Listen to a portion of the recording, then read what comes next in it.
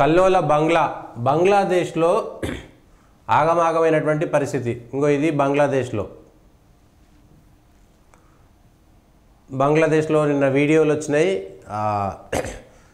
బంగ్లాదేశ్కు సంబంధించినటువంటి ఉద్యమం, విద్యార్థుల ఉద్యమము, రిజర్వేషన్లకు వ్యతిరేకంగా జరిగినటువంటి పోరాటము, ఉద్యమము.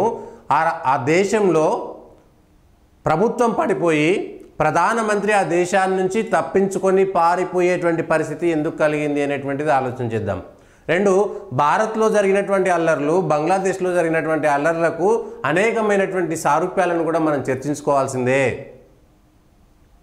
బంగ్లాదేశ్లో వార్ వెటరన్స్ సంబంధించి వాళ్ళకి బంగ్లాదేశ్కు సంబంధించినటువంటి యుద్ధంలో పాల్గొన్నటువంటి కుటుంబాలకు ఇచ్చేటువంటి రిజర్వేషన్లు తగ్గించాలి అనేటువంటిది ప్రధాన ఆరోపణ. ఆ రిజర్వేషన్లను షేక్ హసీనాకు సంబంధించినటువంటి అవామీ లీగ్ కార్యకర్తలు వాళ్ళ కుటుంబాలకు మాత్రమే చెందుతుంది, సాధారణ ప్రజలు నష్టపోతున్నారనేటువంటిది ఉద్యమం మొదలైంది. ఆ తర్వాత షేక్ హసీనా ప్రభుత్వము తగ్గింది, ఆ రిజర్వేషన్లను 5% మాత్రమే కుదించేశారు. ఏమీ లేవు రిజర్వేషన్స్, 30% నుంచి ఉన్నటువంటి రిజర్వేషన్స్ 5%కి కుదించేసారు. సుప్రీంకోర్టు కూడా తీర్పునిచ్చింది. మరి ఏ రిజర్వేషన్స్ కోసమైతే పోరాటం జరిగిందో, ఏ రిజర్వేషన్ కోసం రద్దు చేయడానికి ఉద్యమాలు జరిగినాయో, రిజర్వేషన్స్ రద్దు అయిపోయిన తర్వాత ఆ ఉద్యమం ఆగిపోవాలి కదా, మళ్ళీ ఆగిపోలేదు. మళ్ళీ తర్వాత కూడా ఉద్యమాలు జరిగినాయి. ఆ ఉద్యమాలను అణచివేయడానికి ప్రభుత్వం తరపున కాల్పులు జరిపింది, ఆర్మీ పక్కకు పోయింది, ప్రతిపక్ష నాయకుల పరిస్థితి ఒక రకంగా ఉన్నది. ఏకంగా వీళ్ళ పైనకి లాంగ్ మార్చ్ చేయాల్సినటువంటి పరిస్థితి వచ్చింది. ఇంకో ఇది హసీనా నివాసంలో బెడ్రూమ్లో పడకపోయిన పోజులు, పార్లమెంట్లో స్మోకింగు, బాతులు, చేపలు అన్నీ ఎత్తుకపోయినటువంటి విషయాలను మనం చూస్తున్నాం కదా. ఇదే అంశంలో మనం భారతదేశంలో సేఫ్గా ఉన్నామా లేదా అనేటువంటిది ఒక్కసారి ఆలోచించాల్సినటువంటి అవసరం ఉన్నది. మనం సేఫ్గా ఉన్నామా లేదా, మన పరిస్థితి ఏంటి అనేటువంటిది ఒకసారి ఆలోచించాలి. మన దేశంలో ఉన్నటువంటి పరిస్థితులు ఎక్కడికి దారితీస్తున్నాయి ఏంటి అనేటువంటిది ఒకసారి ఆలోచించాల్సినటువంటి సందర్భం ఇదే లేకపోతే గనక మనం కూడా మన భారతదేశానికి సంబంధించినటువంటి అంశంలో కూడా ఇబ్బంది పడేటువంటి అవకాశాలు ఉన్నాయి. ఇది రిజర్వేషన్ల యుద్ధము. అయితే ఇవి నేపాల్లోను, మన భారతదేశం చుట్టుపక్కల ఉన్నటువంటి నేపాల్ దేశంలో, శ్రీలంకలో కూడా అట్లనే జరిగింది, మయన్మార్లో కూడా అట్లనే సైనిక తిరుగుబాటు జరిగింది, పాకిస్తాన్లో కూడా అట్లనే జరిగింది. మరి మన భారతదేశంలో కూడా మన షాహీన్బాగ్లో సిఏఏకి వ్యతిరేకంగా షాహీన్బాగ్లో నెలల తరబడి అక్కడే కూర్చొని ఉద్యమాలు చేసి ఏకంగా ఒక ఇంటెలిజెన్స్ ఇన్స్పెక్టర్ స్థాయి అధికారిని హత్య చేసేటువంటి స్థాయికి వెళ్ళిపోయినాయి షాహీన్బాగ్ అల్లర్లు. రైతు ఉద్యమాల పేరిట కూడా నెలల తరబడి ఒకే రైతు ఉద్యమం పేరిట అక్కడ కూర్చున్నారంటే దాని వెనక విదేశీ శక్తుల కుట్ర ఉంటుందంటే చాలామంది ఇదొక షోక్ అయిపోయింది, దాంట్లో విదేశీ శక్తులు ఎందుకు ఉంటాయి. రైతులకు సంబంధించినటువంటి 3 చట్టాలు తెస్తే ఆ చట్టాలను వెనక్కి తీసుకోవాలన్న తర్వాత ఆ చట్టాలు వెనక్కి పోయిన తర్వాత కూడా రైతుల ఉద్యమం పేరు మీద ఢిల్లీలో జరిగినటువంటి అల్లర్లు, ఎర్రకోటలో జరిగినటువంటి అల్లర్లను మనం చూసినాం కదా. సిఏఏకు వ్యతిరేకంగా నెలల తరబడి ఎట్లా ఉద్యమాలు చేయగలిగారు, ఏ ఉద్యమమైనా నెలల తరబడి ఎట్లా మొత్తం ప్రజలంతా ప్రతిరోజు ఎట్లా జరిగారు. దీని వెనకనే కుట్రలు ఉంటాయి. ఈ బంగ్లాదేశ్కు సంబంధించినటువంటి ఉద్యమంలో కూడా ఇక్కడ ఇచ్చారు. ఈ నేపాల్లో, పాకిస్తాన్లో, శ్రీలంకలో, బంగ్లాదేశ్లో, మయన్మార్లో కూడా ఆంగ్ సాన్ సూచీ ఆమెను కూడా సైన్యం లోపలేసింది, జైల్లో పెట్టింది. సేమ్ శ్రీలంకలో కూడా ఇట్లనే పోయి రాజపక్షకి సంబంధించినటువంటి ఇల్లు, ఆయనకు సంబంధించినటువంటి ఆస్తులను తగలబెట్టి ఆయన ఇంట్లో అట్లనే మొత్తం ఆస్తులు కొల్లగొట్టి లూటీ చేసి సేమ్ అదే జరిగింది శ్రీలంకకు సంబంధించి కూడా. పాకిస్తాన్లో కూడా ఎప్పుడు ఇట్లనే ఉంటుంది. ఆయా దేశాలలో ఆ దేశానికి సంబంధించినటువంటి విధానాల పట్ల మనం అప్రమత్తతో ఉండాలనా లేదా, మన భారతదేశంలో మనం సేఫ్గా ఉన్నామా లేదా. మరి అంత పెద్ద రైతు ఉద్యమం, 100కు 100% రైతు ఉద్యమంలో విదేశీ శక్తుల కుట్ర ఉన్నది. షాహీన్బాగ్ అల్లర్లు, మణిపూర్కు సంబంధించినటువంటి అల్లర్లు కూడా నెలల తరబడి ఎట్లా జరుగుతాయి. ఏ గ్రామాల్లో అయినా సరే ఎక్కడైనా ఉద్యమాలు జరిగినటువంటి చూసాం. రిలే నిరాహార దీక్షలో ఏదో సందర్భానికి కొంత మేరకు జరుగుతుంటుంది. కానీ రాష్ట్రంలో మొత్తం తెగలకు తెగలు మణిపూర్లో అల్లర్లు జరగడం వెనక విదేశీ శక్తుల కుట్ర లేదా? అయితే ఇక్కడ ఉన్నటువంటి ప్రభుత్వాలు ఆ శక్తులను ఎందుకు గుర్తించలేదంటే ఇగో దాంట్లో ఆ శక్తులకు భారతదేశంలో ఉండేటువంటి విదేశీ భావజాలానికి ఉన్నటువంటి వాళ్ళందరూ కూడా మద్దతు తెలిపేటువంటి సందర్భాన్ని అది ఎవరికి అర్థం కాదు. ఆ శక్తుల కుట్ర ఎవరికి అర్థం కాదు. ఎక్స్పోజ్ చేయడానికి బయటికి చెప్పడానికి కుదరదు. అట్లా ఈ వేరే దేశాల్లో ఈ కుట్రలన్నీ జరుగుతుంటాయి. భారతదేశంలో కూడా ఆ కుట్రలు అనేక సార్లు జరిగినాయి. అది మచ్చుతునకలు ఉదాహరణలే. ఈ షాహీన్బాగ్ కానీ, రైతు ఉద్యమాలు కానీ, మణిపూర్ అల్లర్లు కానీ విదేశీ శక్తుల యొక్క కుట్ర ద్వారా మాత్రమే జరుగుతున్నాయి అనడానికి మన భారతదేశాన్ని సేఫ్గా ఉంచుకుంటామా లేదా? దేశం అనేటువంటి భావన వచ్చినప్పుడు, దేశంకి ఏదైనా జరిగినప్పుడు దేశం కోసం ఆలోచించాలనా? కానీ మణిపూర్ అల్లర్లలో క్రైస్తవుల మీద దాడి జరిగిందని షర్మిల చెప్పడము, లేదు వీళ్ళ మీద జరిగిందని ఇంకోళ్ళు చెప్పడము, కానీ దాని వెనుక విదేశీ శక్తులు ఉన్నాయనేటువంటి విషయాన్ని ఈ దేశంలో ఉన్నటువంటి రాజకీయ నాయకులు గుర్తించకపోవడము. షాహీన్బాగ్ అల్లర్ల విషయంలో కూడా దేశంలో నిరసనలు చెప్పొచ్చు, లేకపోతే ఏదైనా విధానాన్ని మార్చాలనేటువంటి విషయంలో ప్రభుత్వాలకు వ్యతిరేకంగా అనేకమైనటువంటి ఉద్యమాలు జరిగినాయి. ఇవాళ భారతదేశంలో మావో ఎవడు ఈ దేశానికి? మావో అనేటోడు ఎవడు? మార్క్సిస్ట్ ఎవరు? వీళ్ళంతా ఎవరు ఈ దేశానికి? ఈ దేశానికి వాళ్ళకి సిద్ధాంతానికి ఏం సంబంధము? వాళ్ళకు భారతదేశం మీద ఏమైనా అవగాహన ఉన్నదా? ఏం లేదు. కానీ ఇవాళ ఆ సిద్ధాంతాల పేరు మీద ఈ దేశంలో జరుగుతుంది కదా. ఇవాళ పచ్చగా ఉన్నటువంటి నేపాల్లో కూడా మావోయిజం ఎందుకు పంజా విసిరింది? నేపాల్ హిందూ దేశంగా ఉండింది కదా. అట్లాంటి హిందూ దేశం మీద ప్రజాస్వామ్యం పేరుతోటి ఆ హిందూ దేశంగా ఉన్నటువంటి దాంట్లో మావోయిస్టులు ఎందుకు చొరబడ్డారు? ఎట్లా చొరబడ్డారు? ఆ హిందూ దేశంలో మత మార్పులు ఎట్లా జరిగినాయి? ఆ దేశాలలో జరిగినటువంటి కుట్ర ఏంటి? దానిపైన కూడా చర్చ.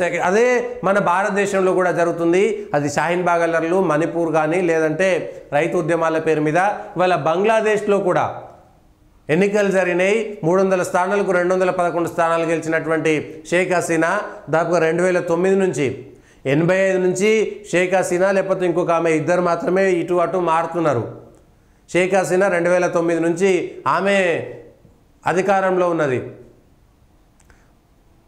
అన్ని అధికారాలు ఉన్న తర్వాత కూడా చివరి క్షణంలో ఆమె ప్రయాణిస్తున్నటువంటి విమానం వెనక కూడా అల్లరిముక్కలు వచ్చాయంటే అర్థం చేసుకోండి ఆ దేశంలో ఉన్నటువంటి పరిస్థితి. మరి భారతదేశం నుంచే విడిపోయినటువంటి బంగ్లాదేశ్లో, భారతదేశం నుంచే విడిపోయినటువంటి పాకిస్తాన్లో, భారతదేశంలో భాగంగా ఉన్నటువంటి బర్మా అంటే రంగూన్ లేకపోతే బర్మా ఇప్పుడు మయన్మారు, భారతదేశంలో భాగం ఉన్నటువంటి శ్రీలంక, భారతదేశంలో భాగంగా ఉన్నటువంటి ఆఫ్ఘనిస్తాను, ఒకప్పుడు ఇవన్నీ భారతదేశంలో అంతర్భాగంగా ఉన్నటువంటివే మొన్నటి వరకు కూడా. ఆ దేశాలు ఏం జరుగుతున్నది, మనం ఏం గుణపాఠం నేర్చుకోవాలి, మన భారతదేశ ప్రజలు ఏ విధంగా ఆలోచించాలి అనడానికి ఇది ఒక గుణపాఠంగా మనం ఆలోచించాలి. మన దేశం అనేటువంటి భావన లేకపోతే దేశంలో ఇట్లాంటి అల్లర్లు చేయడానికి, దేశ విభజన చేయడానికి అనేకమైనటువంటి శక్తులు, విదేశీ శక్తులు వేరే రూపాల్లో వస్తారు. ఎవరు డైరెక్ట్గా వచ్చి మేము దేశద్రోహులం అని చెప్పుకోరు. ఆఖరికి దేశంలో ఆ బాంబేలో దాడులు జరిపినటువంటి కసబ్ అనేటువంటి తీవ్రవాది కూడా ఈ చేతికి ఆ దేవుడి దారం కట్టుకొని వచ్చిండు. ఎవరైనా నమ్ముతారా? ఇక్కడ దేవుడి దారం కట్టుకొని వచ్చిండు కాబట్టి వాడు మంచోడే అనుకుంటాం. ఆయన స్వామి అగ్నివేశం ఉంటుండే, కాషాయం కట్టుకొని నక్సలైట్లకు మద్దతు ఇస్తుండే. అదెట్లా సాధ్యమయ్యేది? అట్లా ఈ రూపాల్లో ఉంటారు. ఆఖరికి సీతమ్మని ఎత్తుకపోయినటువంటి రావణాసురుడు కూడా ఆయన కూడా భిక్షాటన చేసేటువంటి ఒక సాధువు రూపంలో ఎత్తుకపోయిండు. అదే అంటే ద్రోహులు ఖచ్చితంగా వీళ్ళు ద్రోహులు. వెనకటి సినిమాలలో ఏదో ఉంటుంది చూసిరా, 1960s 70s సినిమాలలో కనుక ఏదైనా విలన్ వచ్చిందంటే చారకల బనీన్ వేసుకొని గల్లా లుంగి ఇట్లా కట్టుకొని ఈడ మీద ఒక కత్తి పెట్టుకొని వాడిని చూడంగానే వాడు దొంగ, వాడు రౌడీ అన్నట్టుగా ఏర్పడుతుంది చూసిరా. అట్లా ఉండయి. కనబడనటువంటి శత్రువులకు విదేశీ లింకులు ఉంటాయి.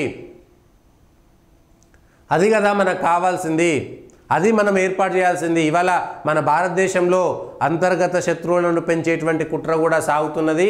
బంగ్లాదేశ్ అల్లర్లను చూసి భారతదేశంలో ఉన్నటువంటి ప్రజలు కూడా ఒకసారి ఆలోచించాలి. ఏది మేలు జరుగుతుంది, ఏది మేలు జరగడం లేదు, ఉద్యమాల వెనకాల ఉండేటువంటి శక్తులు ఎవరు, నక్సలైట్ల వెనుకున్నటువంటి శత్రువులు ఎవరు, ఖలిస్తానీ తీవ్రవాదుల వెనుకున్నటువంటి శత్రువులు ఎవరు, ఇవన్నీ ఆలోచించాలి. దాని వెనుక విదేశీ శక్తులు, విదేశీ నిధులు, ఈ దేశాన్ని అస్థిరపరిచేటువంటి కుట్రలు అనేకం ఉంటాయి. వాటిని మనం పసిగట్టాలి. లేకపోతే ఇగో బంగ్లాదేశ్లో ఉండేటువంటి పరిస్థితి ఇది.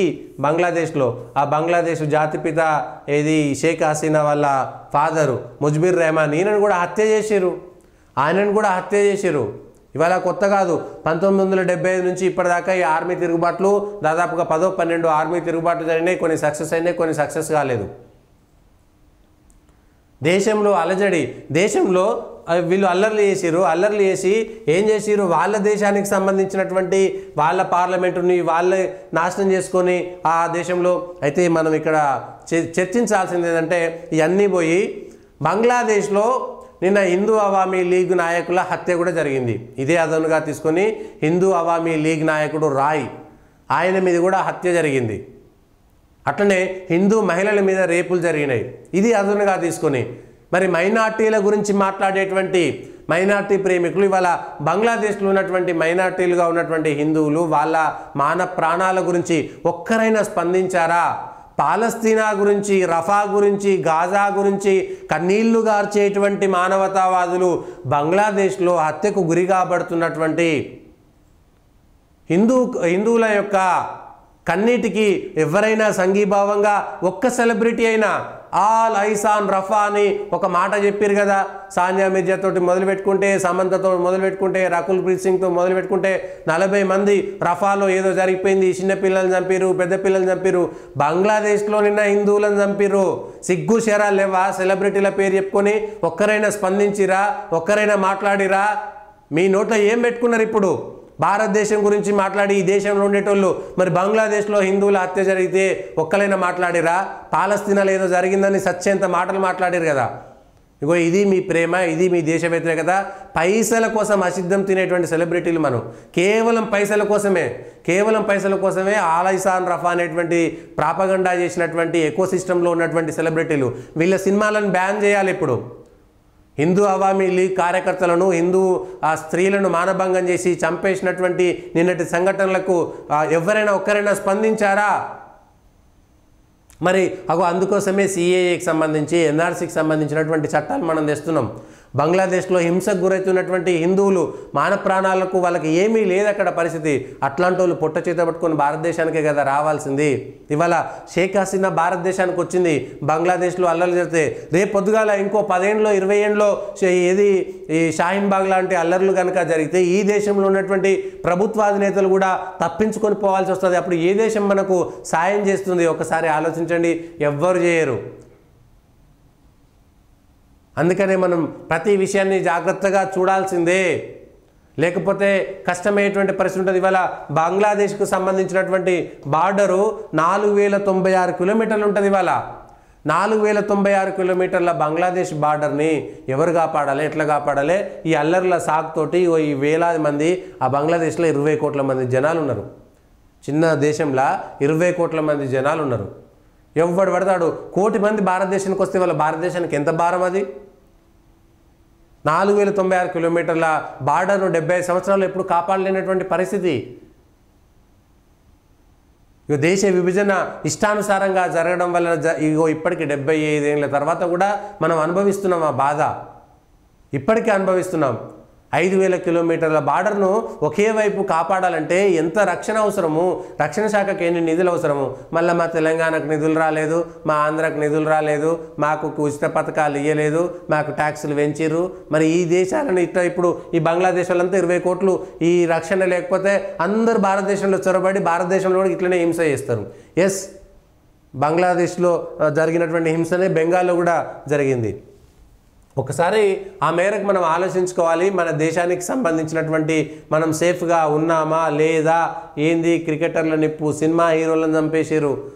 బంగ్లాదేశ్లో రిజర్వేషన్లకే పరిమితం కావాల్సినటువంటి విదేశీ శక్తులు ఏ విధంగా పనిచేస్తాయి, ఛాందసవాద శక్తులు ఏ విధంగా పనిచేస్తుంటాయి, చాప కింద నీరులాగా ఎట్లా ఉంటుందో ఒక్కసారైనా మనం ఆలోచించకపోతే మన దేశం కూడా అట్లనే ఉంటుంది.